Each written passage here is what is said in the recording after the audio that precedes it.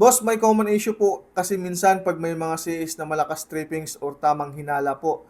Din kapag ni-report po sa customer service, mabilis po ma-deactivate si rider. Hindi po ba mas okay, boss, kung tawagan mo na ni office si rider or kahit video call bago ipa-deactivate to confirm muna nung situation? Kasi papupuntahin pa sa office kung taga malayo pa po si rider, sayang po oras at gasolina na ma-spend niya on that day.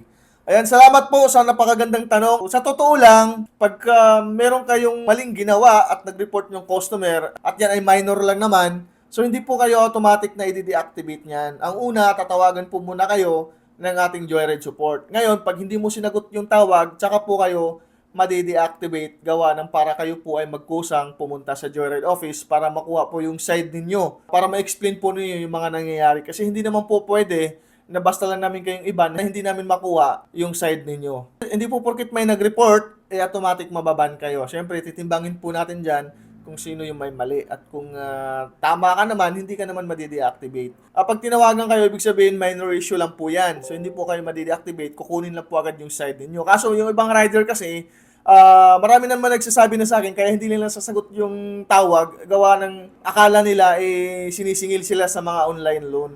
So, yun po yung nangyayari. Kaya, pag tumawag yung support natin ng isa o dalawa, tatlong beses, pag hindi mo sinagot, madi-deactivate po talaga kayo para pumunta kayo sa Joyride office. Ngayon, kung pasaway ka talaga at sobra na yung ginawa mo at na-report ka ng CS, automatic i-deactivate po talaga kayo. Hindi na po kayo tatawagan. Mayroon pong magtitext sa inyo na kailangan yung pumunta sa Joyride office at makuha din yung side ninyo at ma-explain po ninyo kung bakit mo nagawa yun at kung ano yung mga nangyayari. Tulad nga po ni sinabi ko kanina, hindi po basta-basta namin kayong ibaban dahil kailangan din namin makuha yung side ninyo para malaman natin kung sino yung may mali, kung sino yung nagsasabi ng totoo. Wala pong ganun. Nakusa kayong i-deactivate na wala namang dahilan.